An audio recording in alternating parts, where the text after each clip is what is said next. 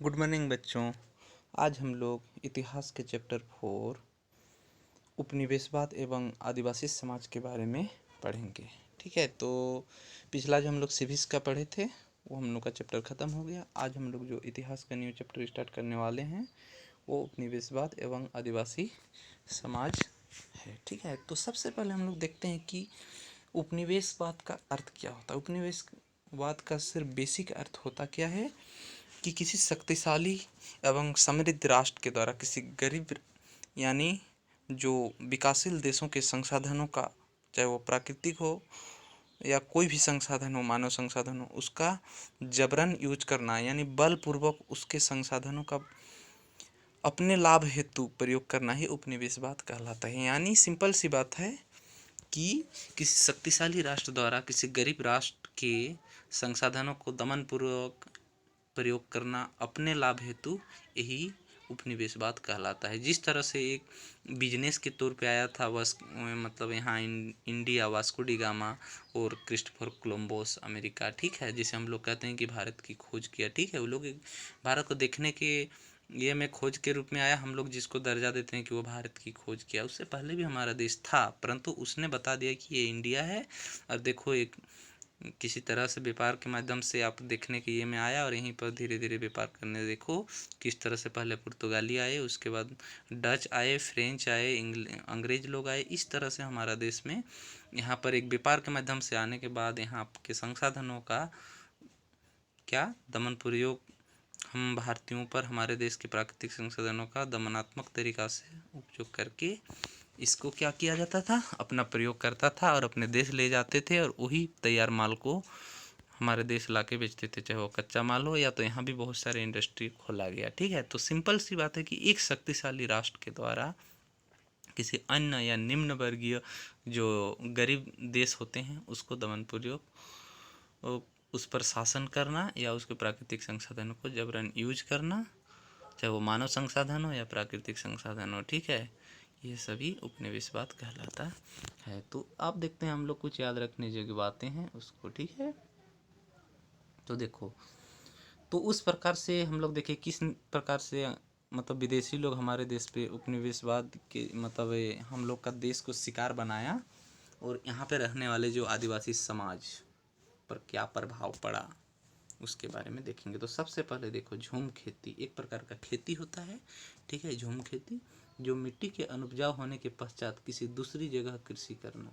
ठीक है, मिट्टी के अनुपजाऊ होने के पश्चात किसी दूसरी जगह पर कृषि करना वो झूम खेती कहलाता है। बहुत ही इम्पोर्टेंट खेती है। ठीक है, इस चीज़ को याद रखोगे। किसी क्या है, किसी अनुपजाऊ मिट्टी होने के पश्चात भी किसी दूसरी जगह पर कृषि करना वो क्या कहलाता है, झूम खेती कहलाता है। उसके बाद देखो, आदिवासी देश के वन प्रांतों में रहने वाले कुछ जातियां जो अभी भी प्राचीन काल से चली आ रही परंपराएं और रीति रिवाज अपनाते आ रहे हैं। ठीक है, उसे हम लोग क्या कहते हैं, आदिवासी या जनजाति कहते हैं। तो देश के वन प्रांतों, वो लोग वन में प्राय रहते हैं तथा प्राचीन काल से जो प्रथा चली आ रही है वो आज भी अपने रीति रिवाज से जकड़े हुए हैं, जिसे हम लोग आदिवासी कहते हैं। ठीक है, अब देखो, आरक्षित वन।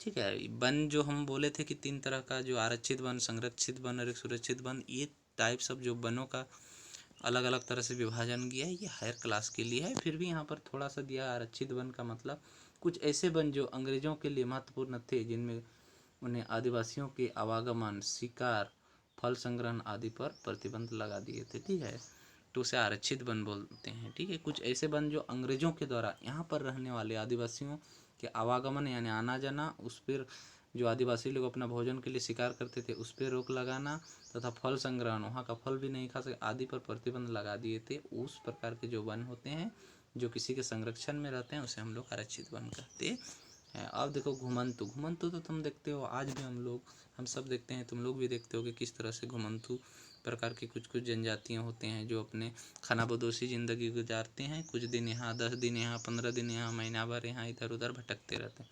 वे जातियाँ जो एक स्थान पर बस कर खेती नहीं करते वरन पशुपालन, शिकार, संग्रहण आदि के द्वारा अपना निर्वाह करती है। तो एक स्थान पर वो जो बस के खेती नहीं करते हैं, उस प्रकार के जो होते हैं उसको हम लोग घुमंतु कहते हैं, यानी अपना घुमंती जीवन निर्वाह करते हैं। अब देखो कुछ इम्पोर्टेंट जो हम लोग का अभी टॉपिक स्टार्ट होने वाला है, उससे पहले जनजातियां अथवा आदिवासी देश के विस्तृत पश्चिमी, मध्य, दक्षिण, पूर्वी एवं उत्तरी क्षेत्रों में मूल निवासी थे। तो हमारे देश को देखो विस्तृत पश्चिमी भाग, ठीक है, मध्य भाग में भी, दक्षिणी भाग में भी, पूर्वी में भी और उत्तर पूर्वी में, हर क्षेत्र में आदिवासी का कुछ मूल निवासी थे। उन्हें एक ऐसे वर्गों के रूप में परिभाषित किया जा सकता है जो समान भाषा, संस्कृति, प्रथा के माध्यम से परस्पर जुड़े हुए हैं। तो वो एक समान भाषा, संस्कृति, प्रथा के माध्यम से परस्पर जुड़े हुए हैं। इन आदिवासियों में जातिगत समाजों के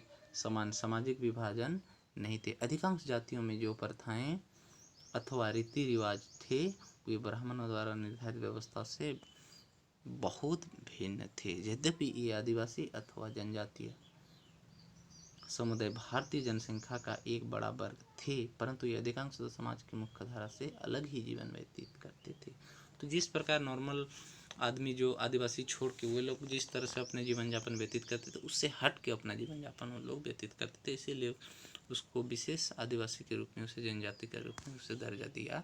उन लोगों का जो पहनाव, रीति रिवाज, कल्चर, बोलचाल, खान पान, सब कुछ अलग एक्टिविटी रहता था। अब हम लोग देखते हैं आदिवासी आजीविका की प्रकृति।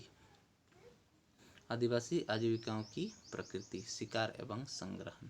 अनेक क्षेत्रों में आदिवासी शिकार तथा वन्य उत्पादनों को एकत्रित करने जीवन यापन करते थे। बहुत ऐसे क्षेत्र होते हैं जो आज भी आदिवासी लोग अपनी जगह पर क्या करते हैं, शिकार तथा वन्य उत्पादन, यानी वन से जो भी उत्पादन के रूप में, जैसे अभी सीजनली जामुन का सीजन है, आम का सीजन है, और बहुत सारे कंदमूल फल फूल होते हैं जो उसी के माध्यम से अपना जीवन यापन करते हैं, उसी को लोग बेचते हैं और उसी के माध्यम से अपना रोजी रोटी करते हैं। उन्होंने यानी उनके अस्तित्व के लिए जंगल अनिवार्य थे। तो उन सभी आदिवासियों के लिए जंगल अनिवार्य थे। वे जंगलों के कंदमूल, फल फूल, शहद, औषधियाँ एवं जड़ी बूटियाँ एकत्रित करते थे। वो इतने सारे जो होती है सभी को एकत्रित करते वे, या तो उन वस्तुओं का स्वयं सेवन करते थे या उन्हें बाजार में बेचते। तो सिंपल सी बात है, या तो ज़्यादा होता था तो उसको बाजार में बेच देते थे, या अपने भी वो लोग प्रयोग करते थे।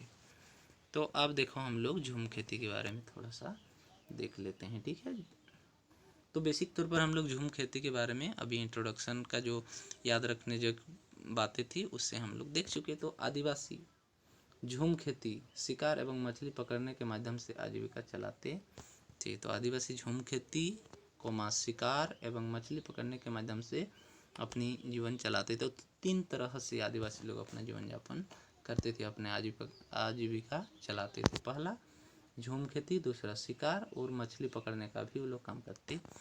ये लोग जमीन को जोत कर उसमें बीज बोने के बजाय जमीन की खुरच कर उसमें कृषि तैयार करते थे। तो जमीन को जोत कर उसमें बीज बोने के बजाय क्या करते थे, जमीन को खुरच कर उसमें कृषि के लिए तैयार करते थे। झूम खेती का अर्थ है, अब देखो यहाँ पर उसका अर्थ दिया, किसी भूमि की उर्वरता समाप्त हो जाने के पश्चात दूसरे क्षेत्रों में खेती करना। किसी भूमि की उर्वरता यानी जो उसका फर्टिलिटी होता है, जो उपजाऊ होता है, वो ख़त्म होने के पश्चात उसके दूसरे क्षेत्रों में खेती करना, ये कहलाता है झूम खेती। यानी किसी भूमि की उर्वरता समाप्त, ठीक है, उर्वरता समाप्त हो जाने के पश्चात दूसरे क्षेत्रों में खेती करना झूम खेती कहलाता है। इस प्रकार आदिवासी का जीवन वनों के भीतर स्वतंत्र विचरण पर आधारित था। ये लोग मूल्यवान वन उत्पादों के बदले चावल, अन्य वस्तुओं प्राप्त कर लेते थे, ठीक है। तो ये जो मूल्यवान वन से जो भी संसाधन प्राप्त होते थे उसके बदले लोग चावल प्राप्त करते थे, ठीक है। इस तरह से देखो ये हम लोगों का नक्शा दिया हुआ है, मैप, ठीक है। तो देखो यहाँ पर कुछ जनजाति ऑल इंडिया लेवल में सभी क्षेत्रों में कौन कौन क्षेत्र में, ये देखो हम लोगों का कहाँ है, हिमाचल प्रदेश में, इधर देखो उत्तराखंड, इधर देखो राजस्थान में भील है, सहरिया है, यहाँ पर देखो गुजरात, यहाँ पर मध्य प्रदेश, यहाँ पर झारखंड, ये है देखो बंगाल, उड़ीसा, छत्तीसगढ़, ये देखो आंध्र प्रदेश और तेलंगाना का मिक्सेस, ये है महाराष्ट्र, इस प्रकार से हम देखिए, इधर देखो गारो, खासी जनते सब मेघालय तरफ है, अरुणाचल प्रदेश असम तरफ है। तो इतने सारे जो जनजातीय क्षेत्र है, तुम लोगों को फाइनली इस मैप को गौर से देखना। ये इंडिया में जो जनजातीय पाए जाने वाले क्षेत्र है, ठीक है। भारत के कुछ आदिवासी वर्गों की स्थिति। अब स्थायी खेती के बारे में हम लोग कल पढ़ेंगे। तो ठीक है, तो इतना एक बार तुम लोग अपने से पढ़ लेना, फिर सारी चीज़ को समझना है, ठीक है। जैसे बेसिक तौर पे झूम खेती या जो भी चीज़ एक एक चीज़ पॉइंटेड है डील किया हुआ है, इसको बढ़िया ढंग से देखना है। तो वही है, मिट्टी को अनुपजाऊ होने के पश्चात किसी दूसरी जगह हमें कृषि करना ही क्या कहलाता है, झूम खेती, ठीक है। तो कल हम लोग स्थायी खेती को करें, मतलब इसके बारे में डिटेल से देखेंगे। तो झूम खेती का मतलब यही होता है कि किसी भी एक ज़मीन पे स्थायी रूप से खेती नहीं करना, सामान्य तौर पे। और बाकी तो स्थायी खेती जो परमानेंटली एक ही जगह पर किया जाता है, ठीक है। तो कल हम लोग क्या पढ़ेंगे, स्थायी खेती, ठीक है। क्या है, कल हम लोग का देखो स्थायी खेती, ठीक है।